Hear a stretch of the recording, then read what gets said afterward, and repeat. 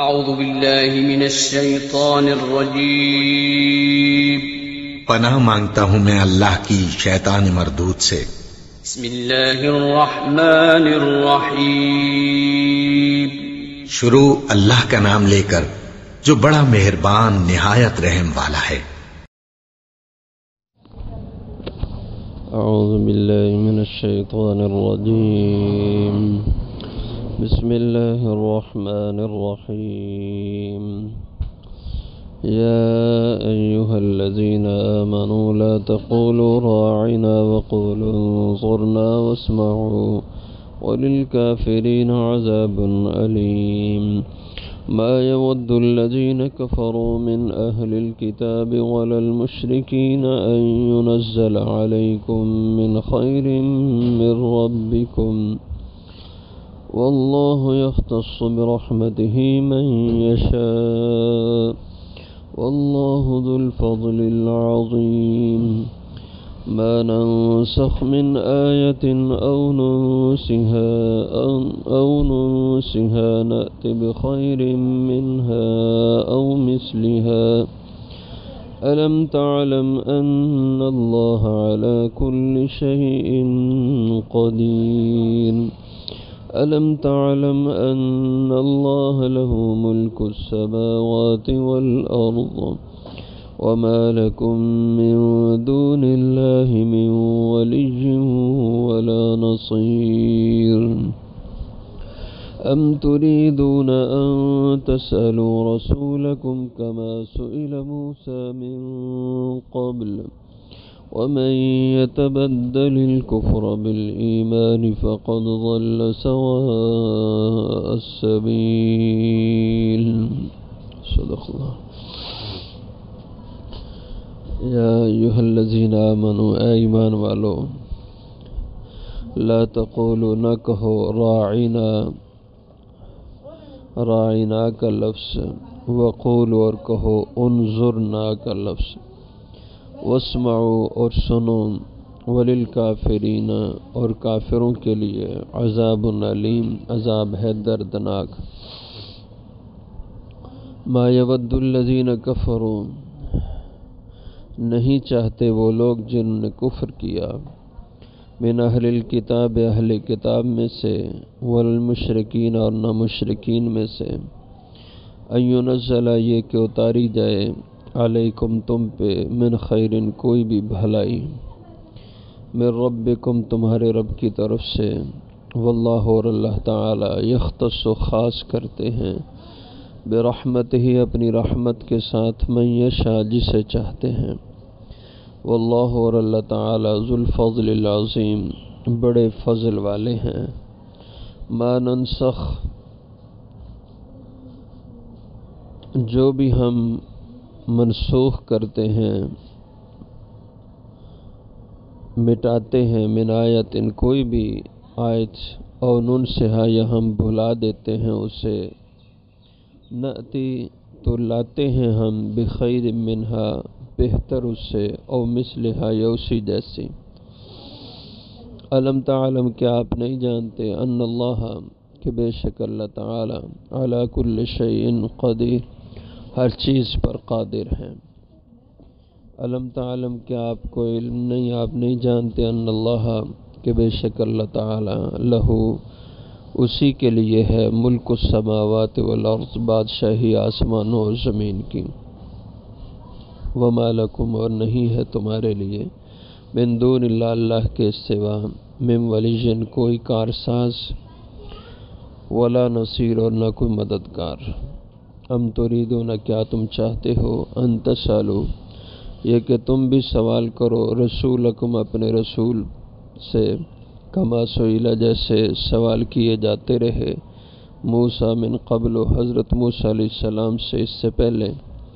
ومن یتبدل الکفر اور جو شخص بھی بدل لے کفر کو بدلے ایمان کے، فقد ضل پس تحقیق وہ بھٹک گیا، سواء السبیل سیدھی راہ سے۔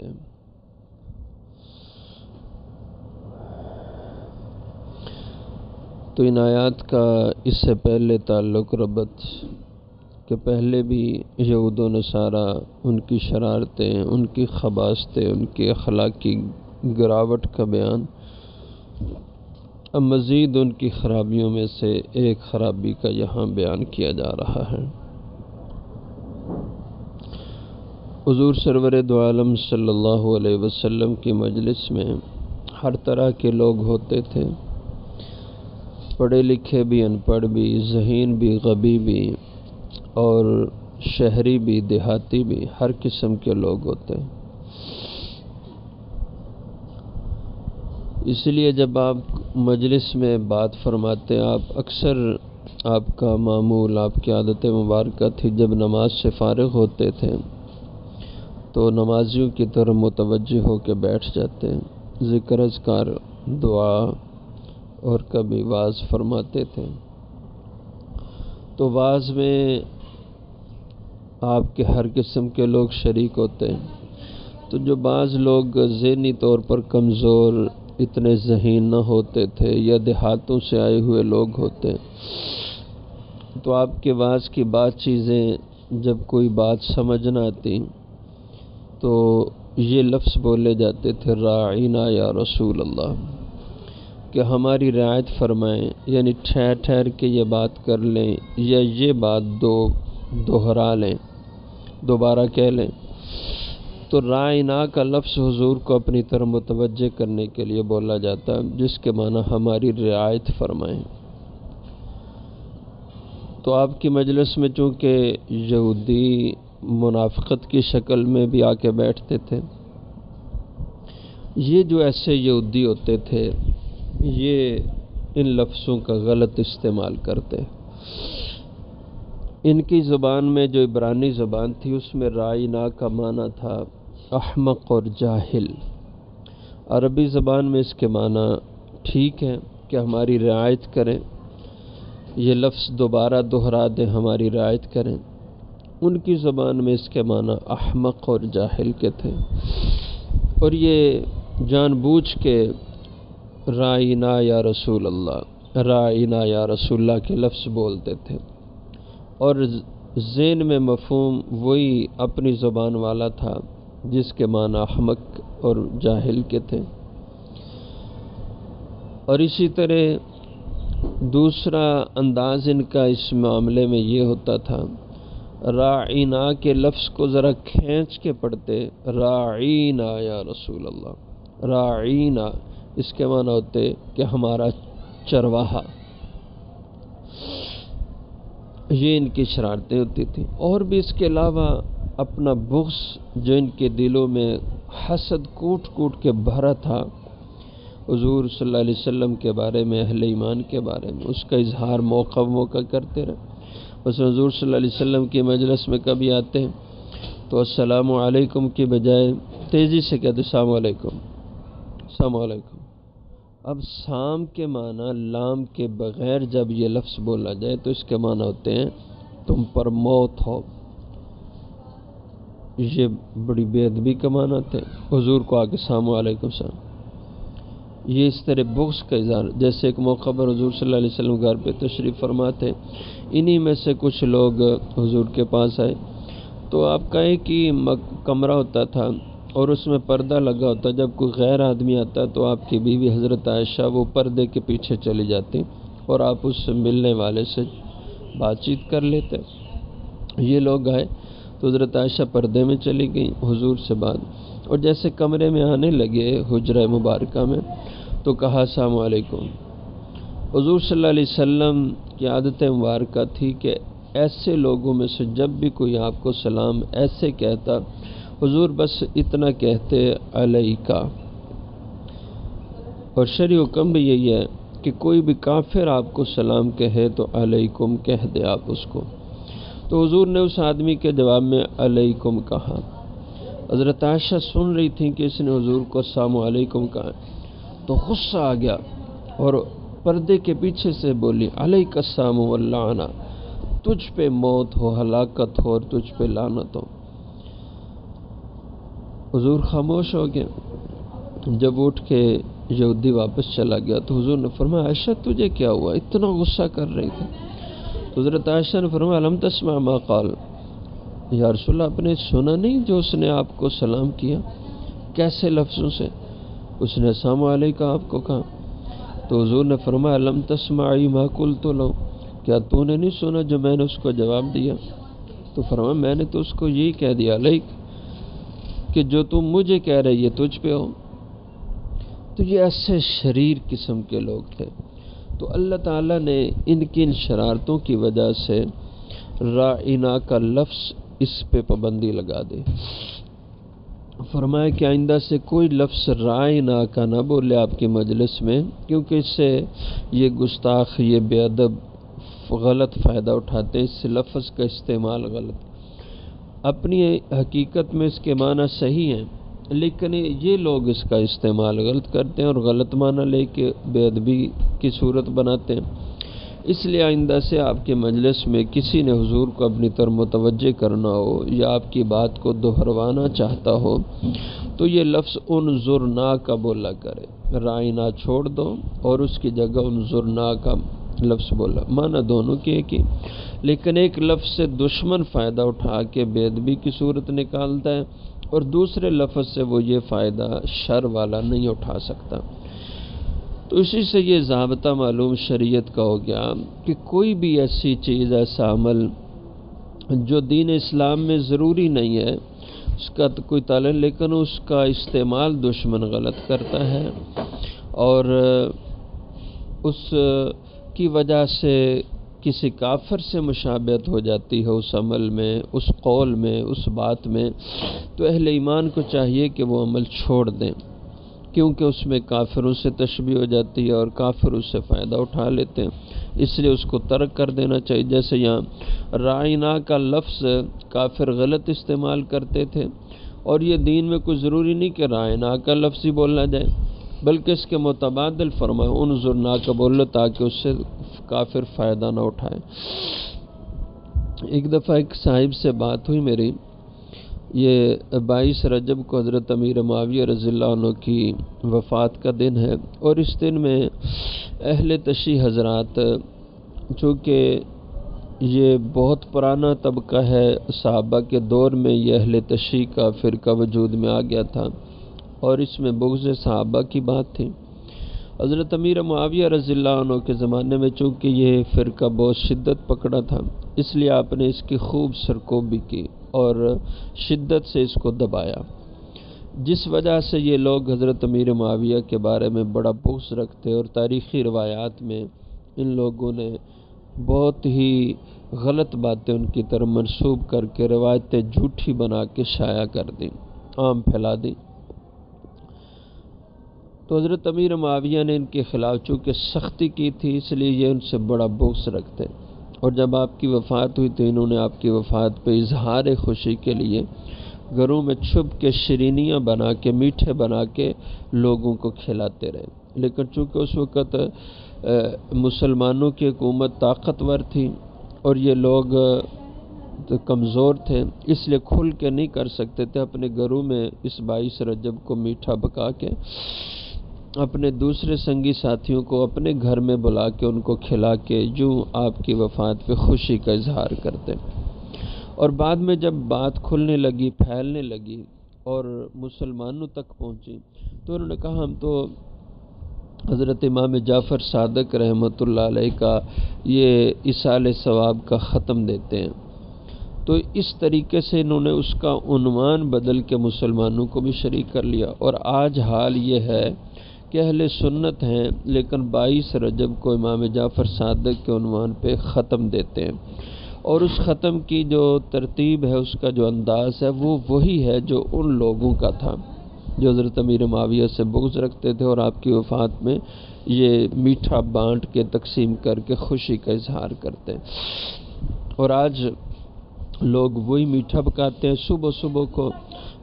حلوہ پکاتے ہیں، حلوہ کے ساتھ پوریاں ہوتی ہیں، حلوہ پوری پکا کے گھروں میں لوگوں کو بلا کے اس کو کھلانے کا انداز بھی وہی ہے اور چیز بھی وہی، میٹھا بنایا جا رہا ہے، اور نام اس کو دے دیا حضرت امام جعفر صادق کا ختم۔ تو ایک صاحب تھے، تو میری ان سے بات ہوئی، تو وہ چونکہ اس ختم کو بڑی شد و مت سے کیا کرتے تھے، تو میں نے ان سے یہی آیت کریمہ عرض کی، میں نے کہا میں بات مان لیتا ہوں کہ آپ امام جعفر صادق کا ختم دلواتے ہیں، لیکن شرعی اصول یہ ہمیں قرآن دے رہا ہے کہ جب ایک عمل سے دشمن کی تقویت ہو، دشمن کی تائید ہوتی ہو اور اس عمل کو اسلام میں کرنا ضروری نہ ہو تو اس کو چھوڑ دیا جائے تاکہ دشمن اس سے گستاخی اور بے ادبی کا فائدہ نہ اٹھا سکے۔ تو چونکہ یہ اصل میں حضرت امیر معاویہ کی وفات کا دن ہے اور دشمن اس کو اسی طرح لے کے وفات کا دن لے کے یوں شیرینیاں بانٹ کے اپنی خوشی کا اظہار کرتا ہے، تو چونکہ حضرت امام جعفر صادق نہ اس تاریخ کو پیدا ہوئے نہ اس تاریخ کو وصال آپ کو ہوا کہ ہم اس کی نسبت سے ان کی یاد میں ان کا ختم دلوائیں جیسے مشہور ہے، حالانکہ اس کی بھی کوئی حیثیت نہیں۔ جو لوگ برسیاں کرتے ہیں، سالگرہ کرتے ہیں، یہ اسلامی طریقہ نہیں، یہ غیروں کا طریقہ ہے، لیکن چلو مان لیتے ہیں اس طرح کیا جاتا ہے، تو وہ اس وجہ سے ہوتا ہے، یا پیدائش کا دن ہوتا ہے یا وفات کا۔ تو حضرت امام جعفر صادق کا تو اس دن سے نہ پیدائش کا تعلق نہ وفات کا تعلق ہے، یہ تو خالص حضرت امیر معاویہ کی وفات کا دن ہے۔ اس لیے آپ کے اس عمل سے کہ آپ امام جعفر صادق کا ختم دلوائیں تو بظاہر یہ عمل ان دشمنان صحابہ سے متشابہ ہے، اور تشبہ یہ اسلام میں منع کیا گیا۔ غیر قوم کی طرف آپ کے کسی عمل کی تشبیہ ہو رہی ہو تو اس سے بچنا چاہیے۔ تو یہ اصول اس آیت سے نکلتا ہے کہ رائنا کا لفظ آئندہ نہ کہو بلکہ انظرنا کا لفظ کہو۔ اس لیے اگر کسی کو امام جعفر صادق، میں نے ان سے عرض کیا امام جعفر صادق کا آپ نے ختم دینا ہے تو اور کسی دن کو رکھ لیں، اس دن سے دشمن فائدہ اٹھا رہا ہے، دشمن سے تشبیہ ہو رہی ہے، آپ کوئی اور دن رکھ لیں، اور ظاہر ہے اور دن رکھنے میں کوئی حرج نہیں، جس دن امام جعفر صادق کی وفات ہوئی ہے پیدائش اس دن کر لیا کریں۔ تو ہم مسلمانوں کو ان چیزوں کو ملحوظ رکھ کے بچنا چاہیے۔ یا ایھا الذین آمنوا، ایمان والو، لا تقولوا رائنا، نہ کہو رائنا کا لفظ، وقولوا انظرنا، اور کہو انظرنا کا لفظ، واسمعوا، اور حضور کی بات غور سے سنا کرو تاکہ تمہیں دوبارہ کہلوانے کی ضرورت ہی نہ پیش آئے۔ وللکافرین عذاب علیم، اور کافروں کے لیے یعنی جو حضور کی بے ادبی اور گستاخی کرتے ہیں اور صحیح بات سے بھی بے ادبی والا پہلو نکالتے ہیں، یہ کافر لوگ ہیں۔ اس لیے کسی مسلمان کی ایسی بات کہ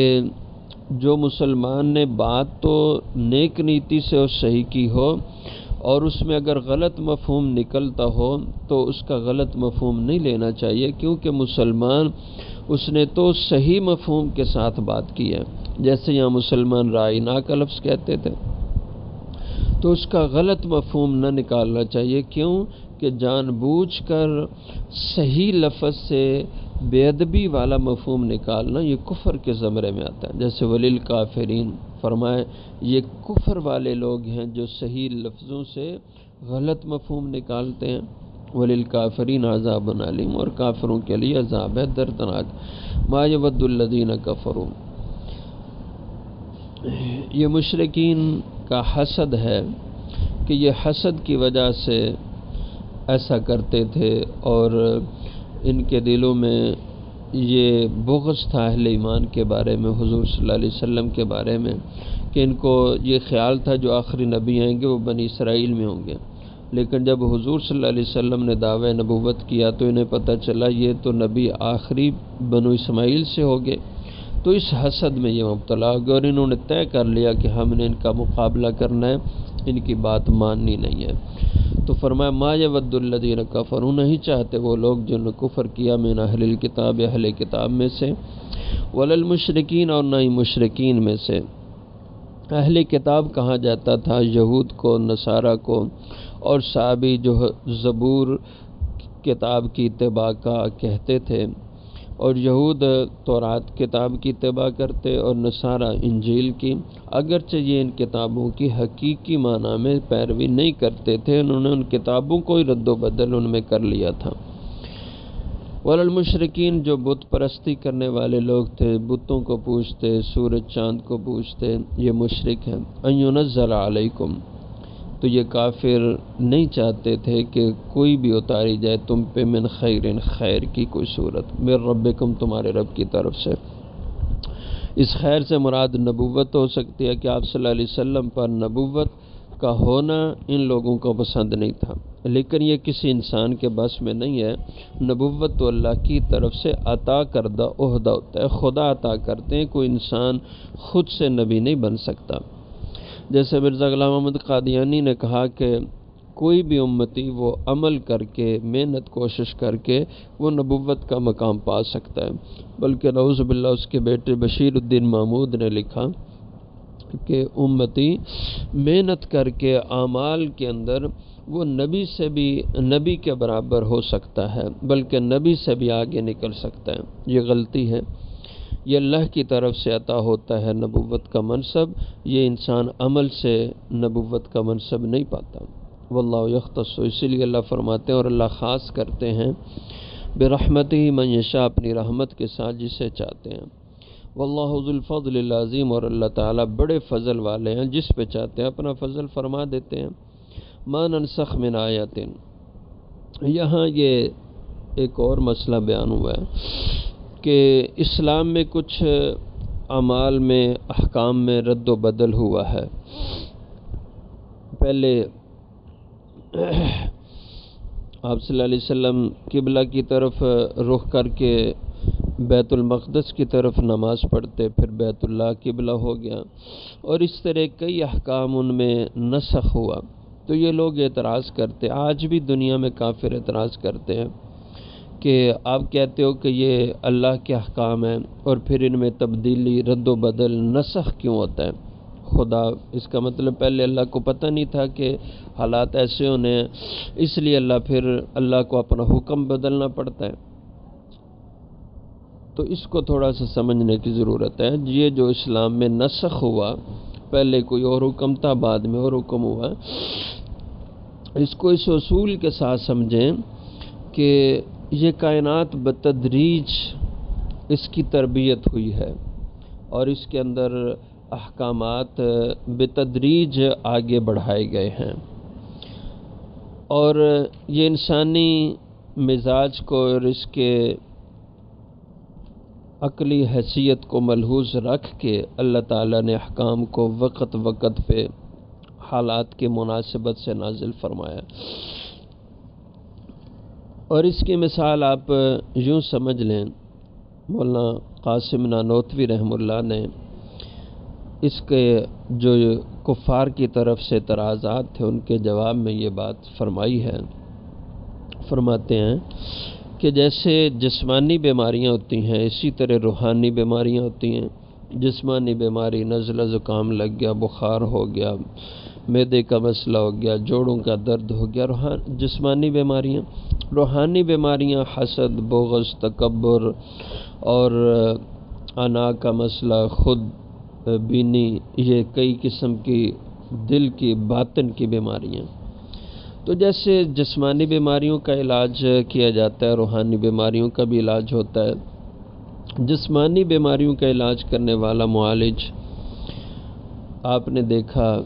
آپ کسی کے پاس علاج کروانے جائیں، ڈاکٹر حکیم کے پاس، آپ کو پہلی دفعہ وہ 3 دن ہفتہ کی دوائی دیتے ہیں، اور وہ جو پہلے سٹارٹ میں دوائی دی ہوتی ہے وہ اس وقت جو مریض کی کیفیت ہوتی ہے اس کے مطابق، اور پہلی دفعہ کوئی بھی ڈاکٹر مہینے 2 مہینے کی، اس کو پتہ ہے یہ علاج سال کے لیے چلے گا، لیکن پورے سال کی دوائی ایک دفعہ کوئی بھی معالج نہیں دیتا، ڈاکٹر نہیں دیتا، بلکہ پہلے وہ شروع میں 3 دن ہفتے کی دوائی دیتے ہیں کہ اس وقت جو مریض کی کیفیت اور نوعیت ہے اس کے لیے یہ دوائی مناسب ہے، اور معالج اور ڈاکٹر کو اندازہ ہوتا ہے کہ اس دوائی کے بعد مریض کی کیفیات میں تبدیلی ہوگی تو اگلی کیفیت کے لیے بعد اور دوائی تجویز کی جائے گی۔ تو ڈاکٹر بعض دفعہ ایسا ہوتا ہے کہ 3 دن دوائی ایک کھلاتے ہیں، ایک نسخہ دیتے ہیں،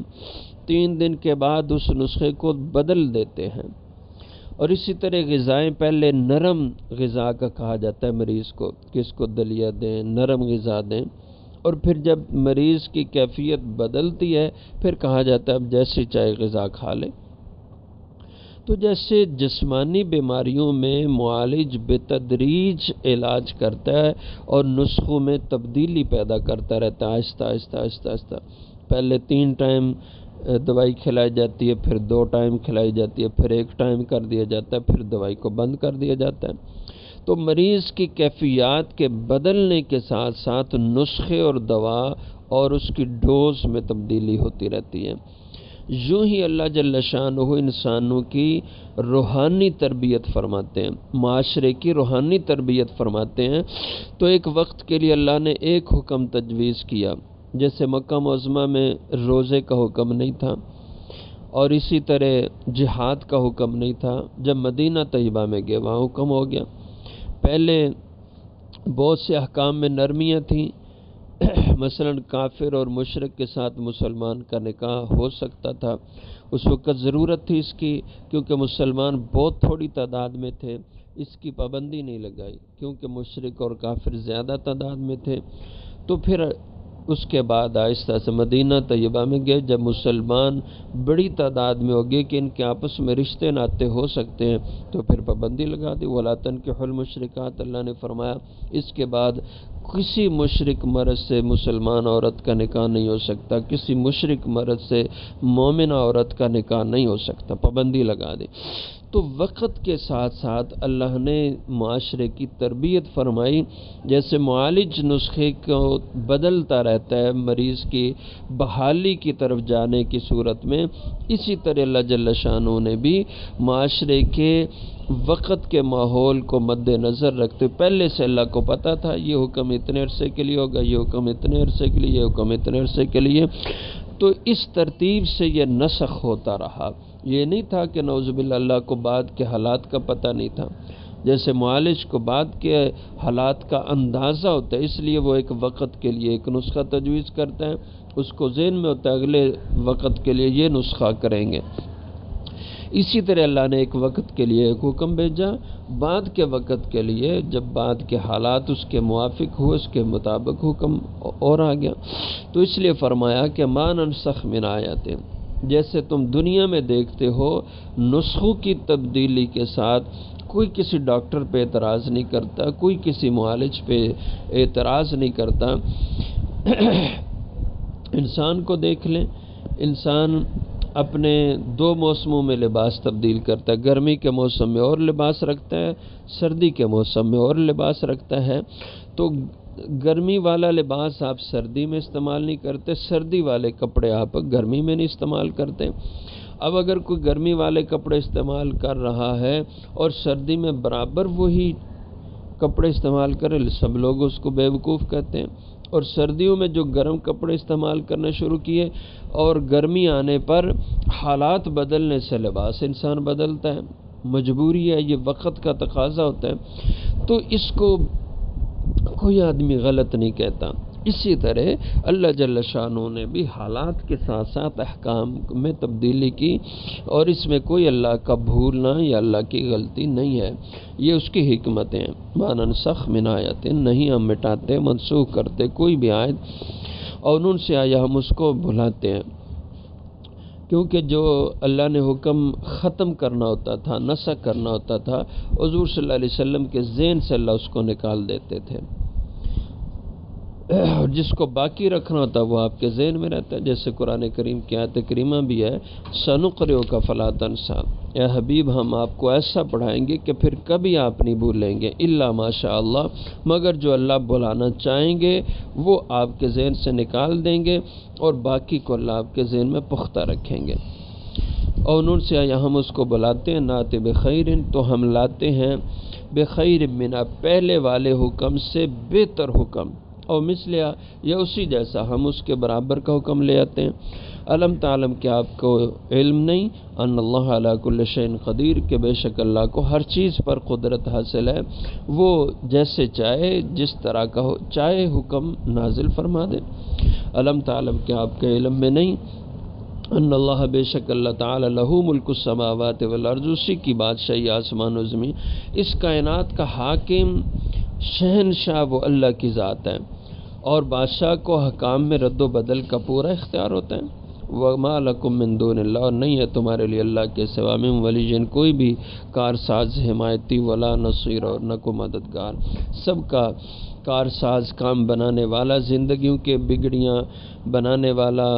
اور نفع نقصان کا مالک وہ صرف اللہ کی ذات ہے۔ ولا نصیر، اور نہ کوئی کسی کا مددگار ہوگا۔ مددگار ما فوق الاسباب، اسباب سے ہٹ کے مدد کرنا یہ اللہ کی قدرت ہے، اس کے سوا اور کوئی مددگار نہیں۔ ام تریدون ان تسالوا، کیا تم چاہتے ہو ان تسالوا کہ تم بھی ایسے ہی سوال کرو رسول اکرم اپنے پیغمبر سے، کما سئل موسیٰ، جس طرح کے سوال کیے گئے تھے موسیٰ علیہ السلام سے، من قبل، اس سے پہلے۔ جیسے حضرت موسیٰ علیہ السلام سے ان کے لوگوں نے کہا کہ آپ نے یہ تورات لائی، ہمیں کیا پتہ یہ اللہ کی کتاب ہے، ہم تو تب مانیں گے جب اللہ ہم سے خود بات کریں یا اللہ ہمیں آنکھوں سے دکھائی دیں، ہم تو تب یقین کریں گے۔ تو اللہ فرماتے ہیں تم بھی اپنے نبی سے ایسے مطالبے نہ کرو جیسے کافر ایسے مطالبے کرتے رہے حضور سے، ہم آپ پر ایمان تب لائیں گے کہ جب کہ ہم فرشتوں کو انتات یا باللہ والملائکۃ قبیلہ، فرشتوں کو آپ سامنے ہمارے لائیں، فرشتے آ کے ہمیں بتائیں کہ آپ سچے نبی ہیں، یا اللہ ہم سے براہ راست بات کرے۔ ان یہودیوں والی بات حضور کے زمانے کے لوگوں نے بھی کی، اس لیے منع فرمایا ایسے سوال حضور سے نہ کرو جیسے یہودی حضرت موسیٰ علیہ السلام سے کرتے رہے۔ وَمَن يَتَبَدَّلِ الْكُفْرَ، اور جو کوئی بھی بدل ڈالے گا کفر ایمان کے ساتھ، یعنی ایمان کے بعد کفر کرے، کیونکہ یہ کفر کی چیزیں ہیں جو بے جا مطالبات کرنے، ایمان کے بعد یہ کفر کرے، فقط ضل سواء السبیل، تحقیق وہ سیدھی راہ سے بھٹک گیا۔